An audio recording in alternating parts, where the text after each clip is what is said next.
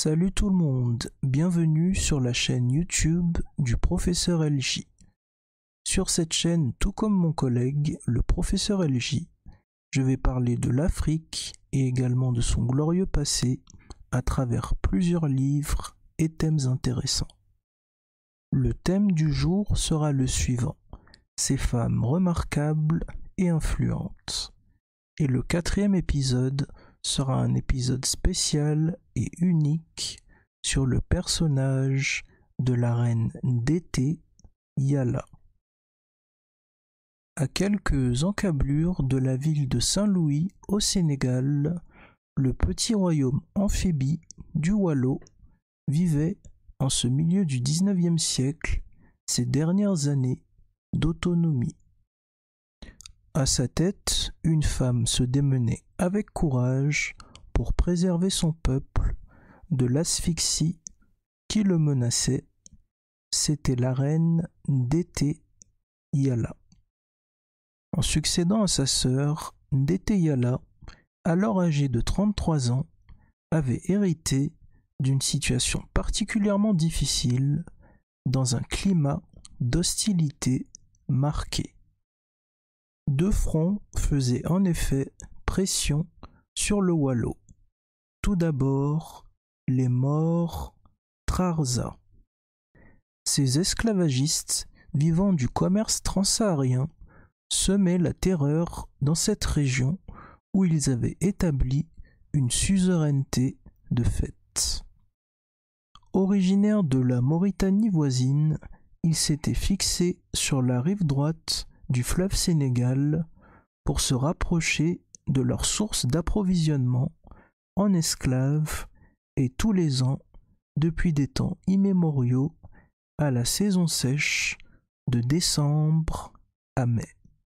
Ils traversaient à gué pour se livrer à des razzias sur les populations noires avec lesquelles ils commerçaient par ailleurs. De leur côté, les Français, installés depuis le XVIIe siècle dans leurs comptoirs commerciaux de Saint-Louis, supportaient difficilement d'être assujettis aux redevances en nature qu'exigeaient les Maures. En contrepartie, les Français avaient la permission de naviguer sur le fleuve Sénégal, de commercer avec les autochtones et de traverser librement leur territoire. Théâtre d'âpres confrontations, les côtes sénégalaises avaient représenté pendant près de 2 siècles l'un des enjeux les plus disputés du contrôle de la traite atlantique. Portugais, Hollandais, Français et Anglais s'étaient opposés tour à tour pour établir leur domination sur ce haut lieu de ravitaillement en esclaves, ouvert sur l'Atlantique et à mi-distance de la métropole et des îles à sucre des Antilles. Les îles à sucre des Antilles désignent les Caraïbes. En 1659, les Français élèveront un petit fort sur l'île de Nder, située dans le delta du fleuve Sénégal, à la limite du Sahara mauritanien et de la savane sénégalaise. C'est à partir de ce site, consolidé face aux offensives anglaises, que naîtra progressivement la première ville construite par des Blancs en Afrique occidentale. Saint-Louis du Sénégal a ainsi été baptisé en hommage au jeune souverain régnant Louis XIV. Port de ralliement des navires de traite, Saint-Louis du Sénégal connaîtra un remarquable essor. L'activité y était intense, surtout lorsque les voiliers arrivaient à traverser la houle pour franchir la barre littorale qui en protégeait les côtes. Le port pouvait recevoir une dizaine de bateaux, sans compter des centaines de pirogues utiles à la traversée du fleuve et au transport des marchandises. Le développement de la ville s'accompagna d'une floraison de boutiques, de quincailleries et de minoteries. Ndété-Yala était donc bien consciente des convoitises que suscitait son royaume. Peuple de cultivateurs et de commerçants, les Wolofs du Waalo occupaient un bouquet d'îlots de verdure posés sur le fleuve dont ils assuraient la traversée grâce à leur impressionnante flottille de pirogues. Le pays disposait de champs de riz et d'arachides, d'eau poissonneuse, de riches pâturages et d'imposants troupeaux de bœufs, de moutons, de chèvres et de chevaux. Les relations de voisinage avec les Morts-Trarza devenaient de plus en plus tendues. Alliés incertains, ennemis fréquemment, ils ne cessaient d'accentuer leur pression sur les populations noires pour les empêcher de privilégier les échanges avec la clientèle européenne. Ndété-Yala savait sa marge de manœuvre étroite, mais elle était déterminée à préserver son état du Waalo de toute aliénation. Ndété-Yala décida de mener une politique à la fois prudente et énergique. Entourée de ses conseillers qui au besoin n'hésitaient pas à lui soumettre des avis contraires aux siens, la reine tentait de garder une cohésion à ces îlots sur lesquels s'étendait son autorité. Elle recevait les dignitaires, écoutait les doléances de ses sujets, arbitrait les différends, tout en restant attentive aux manœuvres des puissances qui l'entouraient. Ndété-Yala vivait près du lac de Guiers que l'on atteignait après une sinueuse traversée du fleuve Sénégal.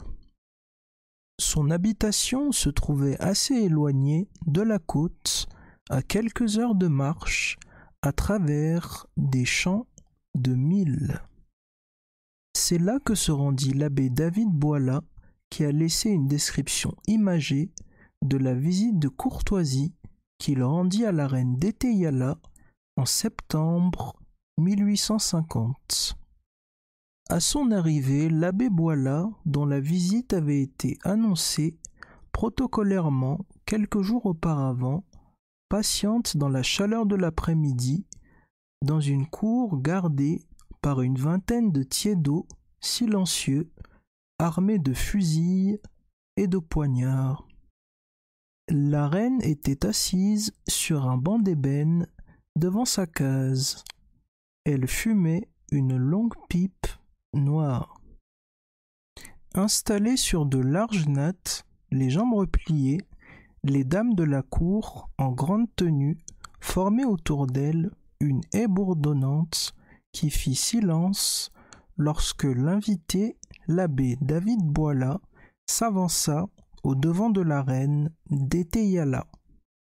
Elle était vêtue d'un grand boubou d'apparat dont les pans laissaient entrevoir des pagnes chamarrés rehaussés de fils d'or par les tisserands de la cour.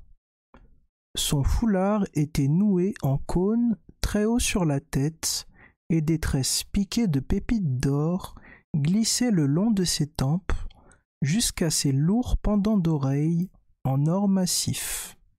Sur son buste s'entremêlaient des colliers en or et des amulettes recouvertes de cuir. Elle leva la main en signe de bienvenue d'un mouvement de poignet qui fit glisser ses impressionnants bracelets torsadés sur son avant-bras. Des bagues en argent serties d'ambre et d'agate complétaient la parure. À l'approche du visiteur, son sourire s'ouvrit sur des dents nacrées que le contraste des gencives noircies au henné rendait plus éclatantes. D'une voix légèrement voilée, la reine invita le missionnaire David Boila à prendre place face à elle. Elle lui posa de nombreuses questions sur le rôle des missionnaires et sur les modes de vie en France, les types de gouvernement et l'économie de ce pays. David Boilat parlait couramment le wolof et le sérère, deux langues locales, et l'échange fut aisé. La conversation se poursuivit le lendemain au cours du déjeuner que Ndete Yala offrit aux missionnaires. Pendant près de 10 ans, Ndete Yala parvint à maintenir son royaume du Waalo dans une paix illusoire. Mais les incidents s'accrurent face aux avancées progressives des Français dans la région. Encouragés par l'administration coloniale, les commerçants de Saint-Louis refusèrent de continuer à payer des servitudes au Waalo pour se déplacer sur le fleuve et commercer sur son territoire. Ils estimaient que ces redevances freinaient l'expansion de leur commerce, tout comme le fait que les piroguiers du Waalo détenaient l'exclusivité du transport fluvial. En effet, les Français qui avaient fait venir des bateaux à vapeur exigeaient maintenant un libre passage sur le fleuve Sénégal pour leur transport de marchandises. Dans une lettre très ferme au gouverneur de Saint-Louis, Ndete Yala exigea l'évacuation des parcelles relevant de sa souveraineté autour de la ville coloniale. Elle interdit en outre tout commerce européen sur les escales de son royaume aux grandes dames des traitants blancs. La révolte de la reine Ndete Yala lui offrira donc un prétexte pour tenter un ultime coup de force contre les Maures qui soutenaient la fronde des chefferies africaines. Un matin de février 1855, Louis Faidherbe quitta Saint-Louis avec une colonne de 400 soldats puissamment armés, dont des tirailleurs sénégalais, un corps de militaires africains qu'il venait de créer. Dans les villages proches de Saint-Louis, les tam-tams de guerre se mirent à battre précipitamment pour prévenir les Waalo de l'expédition qui se préparait. En 10 jours de marche, Louis Faidherbe, pratiquant la politique de la terre brûlée qui lui avait réussi en Algérie, dévasta tout sur son passage. Le 25 février, une violente bataille s'engagea dans la plaine de Diouboldou, où s'était positionnée l'armée du Waalo et qui avait été rejointe par des guerriers Maures. Malgré une vaillante résistance, assombrie par de nombreuses pertes, les guerriers Maures furent mis en déroute par les canonnières ennemies. Les assaillants poursuivirent ensuite leur marche jusqu'au village de Nder, livré aux flammes. Dans le Waalo dompté, les troupes françaises incendièrent 25 villages, pillèrent les vivres et les récoltes, rasèrent des troupeaux de moutons, d'ânes et de chevaux, et emportèrent 2000 bœufs et vaches. Sentant sa cause perdue, la reine Ndete Yala trouva refuge avec les siens dans le royaume du Cayor voisin, où elle fut accueillie par le village de Ngik.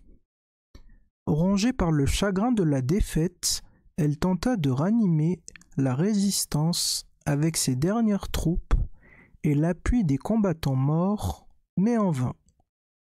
Elle mourut en 1860. Sa sépulture se trouvait dans la ville de Dagana, qui, en juillet 2010, a inauguré une statue en sa mémoire. dernière reine du Walo, Ndété-Yala ne fit que retarder l'échéance d'une inéluctable capitulation. Son règne sera marqué par une défiance permanente des Français, contre lesquels elle a livré une bataille acharnée. J'espère que vous avez aimé et apprécié ce 4e épisode unique et spécial sur la reine Ndété-Yala. Si vous souhaitez en savoir davantage sur ce sujet et obtenir des informations intéressantes et croustillantes, je vous encourage à consulter les liens que j'ai mis sous la vidéo et surtout de vous procurer le livre suivant, Reine d'Afrique et héroïne de la diaspora noire de Sylvia Serbin. Nous arrivons à la fin de la vidéo. N'oubliez pas de liker, de commenter, de vous abonner et d'activer la cloche de notification pour être au courant dès que je poste une nouvelle vidéo et bien sûr de partager la vidéo. Nous nous retrouverons très bientôt pour un 5e épisode captivant et passionnant qui sera sur d'autres femmes africaines qui ont marqué l'histoire. C'était le professeur J.E., collègue du professeur L.J. Bye bye.